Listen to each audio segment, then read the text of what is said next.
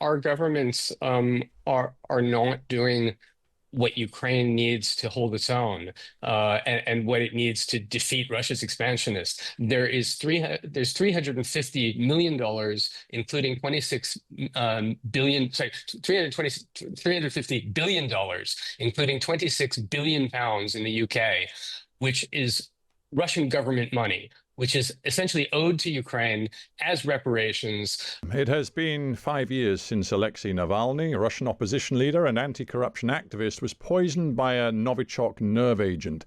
Navalny accused President Putin of being responsible for the poisoning, and an investigation implicated agents from his FSB, Federal Security Service. In fact, Navalny made an extraordinary documentary in which he spoke to one of the people who he believed had poisoned him.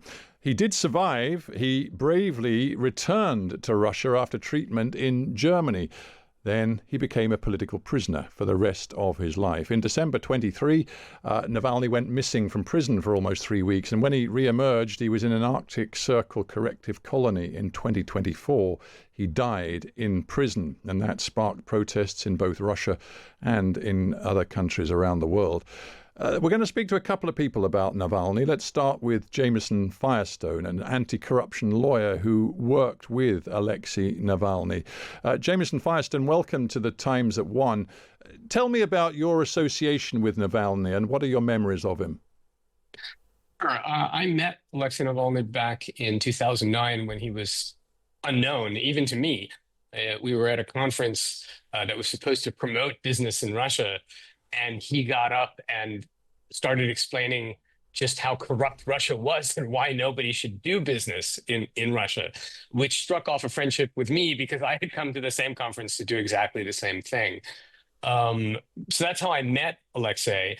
At the time, he was investigating and trying to expose corruption within Russia's largest corporations. And then he moved on to being a political figure, for lack of a better word, really the most prominent Russian opposition leader. One thing that struck me about Navalny and his anti-corruption campaign was that he was a brilliant communicator. I've just been rewatching some of his videos that he made. You know, what the famous one that he made about Putin's grotesque sort of grand palace on the Black Sea, which cost $1 billion allegedly, and which, Navalny very cleverly told this story in a way that was very relatable, I think, to the Russian people about the scale, vastness of the corruption. Communication was a great skill of his, wasn't it? Yeah, I mean, the videos, it's interesting. They're probably what he's most famous for. And we have an interesting history there because essentially I was making anti-corruption videos, and Alexei Navalny was my distribution channel. And he liked them so much, he went on to kind of copy the style and succeed far beyond what I could do. If I could get 1 million views for a video, it was amazing. Alexei Navalny got 150 million views for that video that you're talking about. That's more than the entire population of the Russian Federation. So all of a sudden, you had pretty much the entire country watching how much money Putin had stolen and what he put it to, which was building a giant palace for himself with golden toilet cleaners. Indeed. And an aqua discotheque. Yes. It was stunning. But and I guess the point was he wanted the Russian people to understand, as he put it, that this was a government, quote unquote, of crooks and thieves. But here we are today, and Navalny had this list, I know, of people that he believed should be sanctioned to the utmost, inside the Putin system. And tell me, because you work on this to this very day, are all of those people being sanctioned and punished in the way that you believe they should be? What's going on? So I was actually the person responsible for getting that list out there, which is now known as the Navalny 35. And they've been sanctioned to different degrees. Canada has sanctioned all of them. The United Kingdom has sanctioned 29 out of 35, the US 24 out of 35, the EU 26 out of 35. So pretty much almost everybody who was named by Alexei was in the end sanctioned. But as you know, after Alexei got to Russia, he was immediately arrested. And there were massive protests all over Russia, which were met with with brutal violence in St. Petersburg, and less so in Moscow, but still violence. And eventually, what the government did was shut down his entire organization.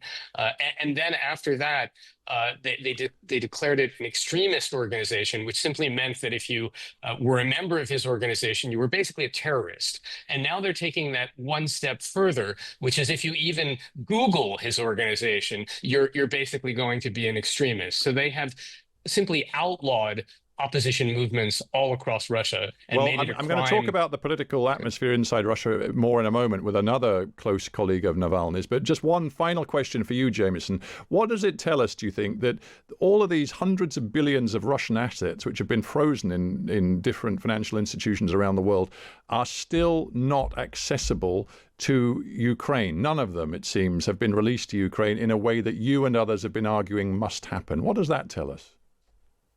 It tells us that our governments are not doing what Ukraine needs to hold its own, and what it needs to defeat Russia's expansionists. There's $350 million, including 26 billion, sorry, 350 billion dollars, including 26 billion pounds in the UK, which is Russian government money, which is essentially owed to Ukraine as reparations, because Russia owes more reparations than what we're holding. And if we gave that money to Ukraine, Ukraine would be able to buy all the weapons it needs to fight this war. And instead, we're holding it and saying, "Oh, gee, what would that do to our economies if we gave?"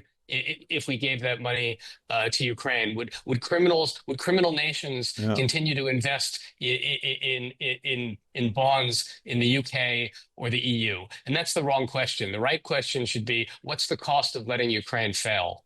Jamison Firestone, thank you very much indeed for talking to me on the Times at One. Let's cross now and speak to another man who knows or knew Alexei Navalny very, very well. That's Leonid Volkov. He's a Russian liberal politician. He was chief of staff for Navalny back in 2018 when Navalny wanted to campaign for president, but ultimately his candidacy was blocked. He's also was chairman of the Anti-Corruption Foundation founded by Navalny. So, Leonid Volkov, welcome to you. You very much were by Navalny's side as he developed this sort of persona as Russia's leading opposition politician. Do you believe that the Russian people did believe in Navalny, that he was a credible leader, potential leader for the Russian people? He was not a potential leader, he was an actual leader. The one and only time when he was allowed to be on the ballot in Moscow in 2013, when he was running for mayor, he came second with a third of the vote, despite all the obstacles and repression that was applied against him, including that he was arrested amidst his mayoral campaign.